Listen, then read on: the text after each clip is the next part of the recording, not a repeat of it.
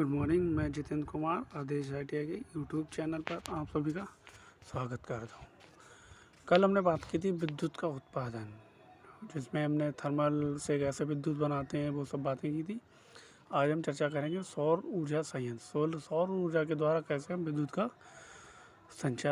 का उत्पादन करते हैं। तो आज का टॉपिक है सौर ऊर्जा संयंत्र यानी कि power plant, solar power plant. इसमें सौर ऊर्जा को सीधे विद्युत ऊर्जा में सोलर प्लेट के द्वारा रूपांतरण किया जाता है। ये सिर्फ धूप में ही कार्य करते हैं, मतलब अगर मौसम में धूप है तब कार्य करेंगे, बादल होने पर ये कार्य नहीं करते हैं। इनमें सिलिकॉन नामक अर्धचालक का प्रयोग होता है। उपग्रहों में विद्युत ऊर्जा का स्रोत और संयंत्र ही होता है। सोलर सेल फोटोवोल्टिक डिवाइस होता है। अब हम बात करते हैं वायु ऊर्जा संयंत्र, वाइंड पावर प्लांट। इसमें हवा की गति से हम पवन चक्की चलाते हैं, जिससे हम अल्टरनेट को जोड़ देते हैं और उसे हम विद्युत ऊर्जा का रूपांतरण कर उत्पन्न करते हैं। इस विधि में हवा की गतिज ऊर्जा से पवन चक्की चलाते हैं, जिससे अल्टरनेटर जुड़कर विद्युत ऊर्जा में रूपांतरण करता है। इस तरह की बहुत सारी पारंपरिक तथा अपारंपरिक विधियों द्वारा ऊर्जा का उत्पादन होता है। अब हम बात करते हैं वैद्युतिक शक्ति पारेषण, ट्रांसमिशन ऑफ इलेक्ट्रिक पावर। विद्युत शक्ति को उत्पादन केंद्र से उपभोक्ताओं तक पहुंचाना विशुद्ध शक्ति पारेषण यानी ट्रांसमिशन ऑफ इलेक्ट्रिक पावर कहलाता है। इसे दो वर्गों में बांटा गया है। नंबर 1, प्राइमरी ट्रांसमिशन में होता है 132 kV, 220 kV या 440 kV के वैद्युतिक पावर को पावर प्लांट से ग्रिड स्टेशन या बड़े लोड सेंटर तक पहुंचाना प्राइमरी ट्रांसमिशन कहलाता है। सेकेंडरी ट्रांसमिशन ग्रिड स्टेशन से उप स्टेशन यानी कि सब स्टेशन तक वैद्युतिक पावर को पहुंचाना सेकेंडरी ट्रांसमिशन कहलाता है। यानी 33 kV से 11 kV तक का वोल्ट तथा अपचयन सब स्टेशन पर होता है। भारत में विद्युत पारेषण में 3 फेज 3 वायर प्रणाली प्रयुक्त होता है। अधिक पावर ट्रांसमिशन के लिए धारा का मान कम रखा जाता है ताकि लॉसेस कम हो। इसलिए ट्रांसफार्मर के द्वारा धारा को घटाया यानी वोल्टेज को बढ़ा दिया जाता है। उच्च वोल्टेज पावर ट्रांसमिशन से वोल्टेज रेगुलेशन उत्तम होता है। ट्रांसमिशन के दौरान प्रयुक्त चालकों को ट्रांसमिशन लाइन कहते हैं। ट्रांसमिशन में सामान्यतः स्टील पोल या टॉवर का प्रयोग होता है, क्योंकि इनकी यांत्रिक सामर्थ्य अधिक होती है तथा कम स्थान घेरते हैं। ट्रांसमिशन लाइन में पावर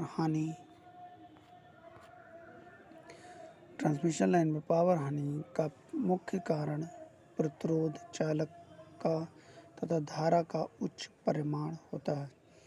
आप इसमें चित्र के द्वारा समझ सकते हैं। कुछ महत्वपूर्ण शब्द: उत्पादन केंद्र के अल्टरनेटर से पावर ट्रांसफार्मर को जोड़ने वाली लाइन मेन फीडर कहलाती है। हमने बात की थी मेन फीडर क्या होता है। दूसरा है ट्रांसमिशन फीडर।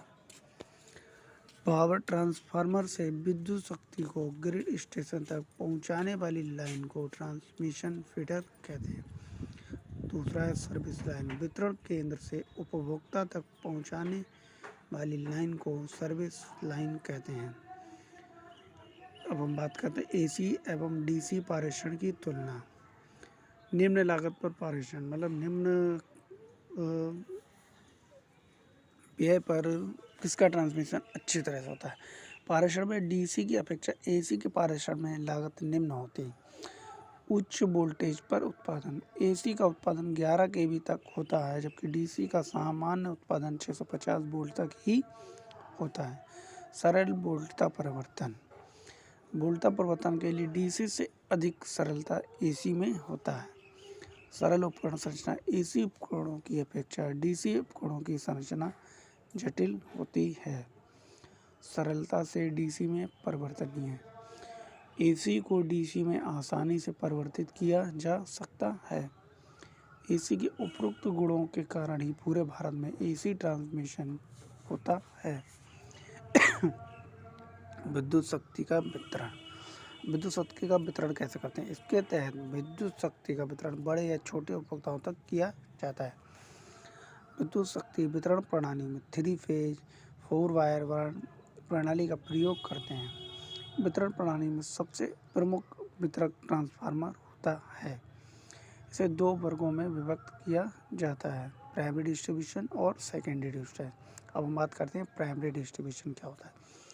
वह सब स्टेशन जो 11 केवी को 440 वोल्ट में परिवर्तित करते हैं उन्हें डिस्ट्रीब्यूशन सब स्टेशन कहते हैं तथा सब स्टेशन से डिस्ट्रीब्यूशन सब स्टेशन तक के विद्युत संचरण को प्राइमरी डिस्ट्रीब्यूशन कहते हैं।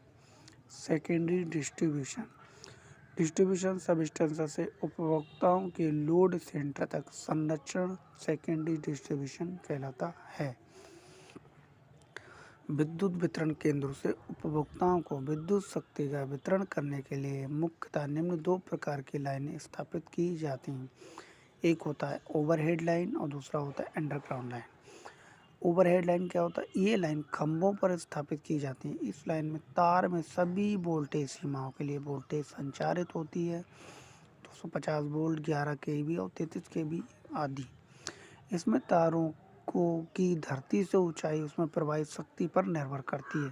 अगर अधिक वोल्टेज है तो हम उसकी ऊंचाई ज़मीन से अधिक रखते हैं, अगर कम वोल्टेज है तो उसकी ऊंचाई हम थोड़ी कम रखते हैं। भूमिगत लाइन। ये लाइन प्रायः उद्योगशालाओं में स्थापित की जाती है और 11 केवी तक ही स्थापित की जाती है। इसे ज़मीन के अंदर स्थापित किया जाता है। इसके लिए तारों की जगह पर केबल का प्रयोग किया जाता है। इसमें केबल में यांत्रिक आघात से सुरक्षा हेतु जालीदार कवच लगा होता है, यानी कि केबल की जो यांत्रिक शक्ति है वो अधिक होनी चाहिए जिससे कि वहाँ पर कोई फॉल्ट ना हो सके। 11 किलोवोल्ट एसटी लाइन को जमीन में 0.9 मीटर अंदर स्थापित किया जाता है, लेकिन सामान्यतः 1.2 मीटर की गहराई पर। केवल विद्युत रोधन का नष्ट होना, लघु परपथ दोष, खुला परपथ दोष इस प्रणाली में उत्पन्न होते हैं। चलो मिलते हैं वीडियो चैट पर, करते हैं कुछ fun. I am waiting for you. हैं